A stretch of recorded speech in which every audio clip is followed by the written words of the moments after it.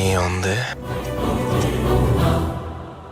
ఏముంది ఈషా, ఈ సినిమా చూసి నేను థియేటర్లో వణికిపోయాను. సినిమా వల్ల అయితే కాదు, థియేటర్ వాడు పెంచిన ఏసీ వల్ల. ఓకే, ఓవరాల్గా సినిమా ఎలా ఉందంటే నేనైతే చాలా డిసప్పాయింట్ అయ్యాను. వెళ్ళినప్పుడు ఒక 2-3 గంటల ముందు వాటర్ తాగటం మానేయండి. పర్లేదు, చెప్పు, చెబుతున్నావు, వింటున్నావు. కొంచెం హార్ట్ వీక్గా ఉన్న వాళ్ళు అయితే థియేటర్కి రావద్దు.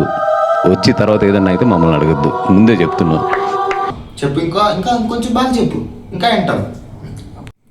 Hi, hello, welcome to review with Yashwant. కొత్తగా ఎవరైనా వస్తే లైక్, షేర్ అండ్ సబ్స్క్రైబ్ చేసుకోండి. ఇంకా డీటెయిల్డ్ మూవీ రివ్యూలోకి వెళ్ళిపోదాం. సినిమా అయితే నేను ఒక రేంజ్లో ఎక్స్పెక్టేషన్ పెంచుకున్నాను. అసలు మా ఫస్ట్ ప్రిఫరెన్స్ ఈ మూవీకి ఇచ్చిన ఈ మూవీకి వెళ్ళాను, మిగతా 3 మూవీస్కి కూడా వెళ్ళకుండా. ఎందుకంటే నాకు హర్రర్ మూవీస్ అంటే చాలా ఇష్టం. చాలా రోజుల తర్వాత ఒక మంచి హర్రర్ మూవీకి వెళ్తున్నాను అని అనుకొని ఈ మూవీకి వెళ్ళాను. నేనైతే చాలా డిసప్పాయింట్ అయ్యాను. నాకైతే మూవీ అయితే కొంచెం కూడా నచ్చలేదు. అసలు హర్రర్ ఫిలిం చూసినట్టు ఫీల్ కూడా లేదు కొంచెం కూడా. ఈ మూవీకి డైరెక్టర్స్ ఇచ్చిన హైప్ ఎంత అంటే, మేకర్స్ ఇచ్చిన హైప్, బన్నీ వాసు గారు అయితే ఒక 140 స్టోరీస్ ఎంతో, ఒక మినిమం స్టోరీస్ని దాంట్లో ఈ సినిమా స్టోరీ సెలెక్ట్ చేసుకున్నారంట.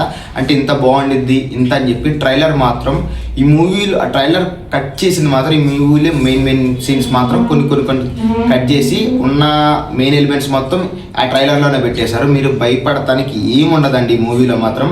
కొన్ని క్రూరం, లైక్ ఒక చాలా భయపడేలాగా ఒక దెయ్యం ఇమేజెస్ని అలా తీసుకొని ఒక భయపెడదాము అని ఒక బీజియంతో, ఒక లౌడ్ బీజియం పెట్టేసి మనుషులు భయపెడదాము అని చెప్పేసి ఉన్నట్టుండిద్ది మూవీలో మాత్రం.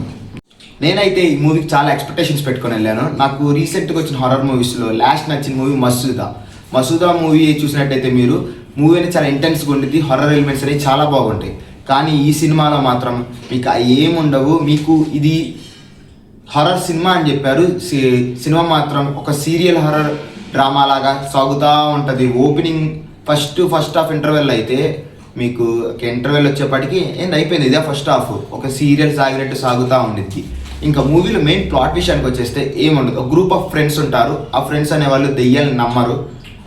ఆ తర్వాత వాళ్ళు బాబాల్ని, స్వామీజీల్ని, వాళ్ళందరినీ, లైక్ కొంతమంది దొంగ బాబాలు ఉంటారు కదా, వాళ్ళందరినీ ఎక్స్పోజ్ చేద్దామని చెప్పేసి నిర్ణయించుకుంటారు. అలా ఒక బాబాని అలా చేద్దాం అనుకున్నారు. తర్వాత ఏం జరిగింది, ఆ బాబాని చేశారా లేదా, ఇంకా స్టోరీ ఉంటుంది. అది మీరు మూవీ చూస్తే మాత్రం ఖచ్చితంగా తెలుసుకుంటారు.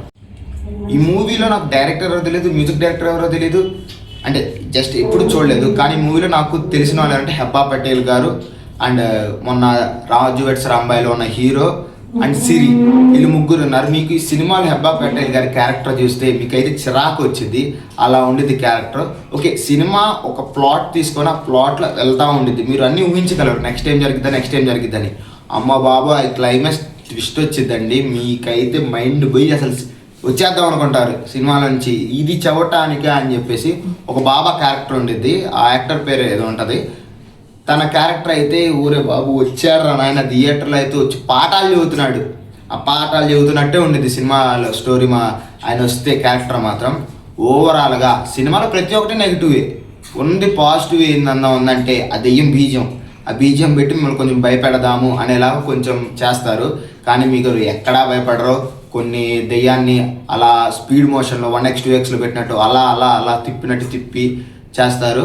సినిమాలో అయితే మీరైతే భయపడరు. నేనైతే చాలా డిసప్పాయింట్ అయ్యాను. ట్రైలర్ చూసి చాలా ఎక్స్పెక్టేషన్ చేశాను, ఒక రేంజ్లో ఎక్స్పెక్టేషన్ చేసి ఇచ్చిన హైప్కి సినిమాలో ఏం లేదని తెలిసి ఇలాంటి వర్డ్స్ ఉపయోగిస్తున్నారు. ఈ మధ్య రెగ్యులర్ అయిపోయింది.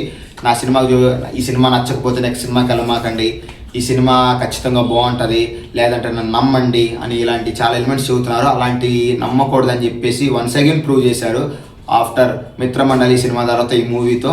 ఖచ్చితంగా అయితే ఈ మూవీని వచ్చిన 4 మూవీస్లో ఈ మూవీని అయితే ఫస్ట్ ప్రిఫరెన్స్గా అయితే అసలు ప్రిఫరెన్స్ కానీ పెట్టుకోకపోయినా పర్లేదు. ఈ మూవీ అయితే నెక్స్ట్ 3 మూవీస్ రివ్యూ కూడా ఇస్తాను. కొంచెం బిజీగా ఉన్నాను, అందుబట్టి తొందరగా రివ్యూస్ చేయలేకపోతున్నారు. ఆ సినిమా రివ్యూస్ కూడా వచ్చి చెప్తాను.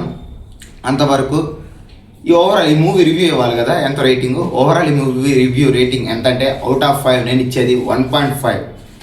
Okay, thank you. నెక్స్ట్ రివ్యూతో మళ్ళీ కలుద్దాం. అంతవరకు థ్యాంక్ యూ, బై. కొత్తగా ఎవరైనా చూస్తున్నట్టయితే ఖచ్చితంగా లైక్, షేర్ అండ్ సబ్స్క్రైబ్ చేయండి. ఒక జెన్యూన్ రివ్యూ ఇస్తాను, ఒక బయాస్ రివ్యూస్ అయితే ఖచ్చితంగా ఇవ్వను, అది మాత్రం నేను ఖచ్చితంగా చెప్పగలను. Okay, thank you. నెక్స్ట్ రివ్యూతో మళ్ళీ కలుద్దాం.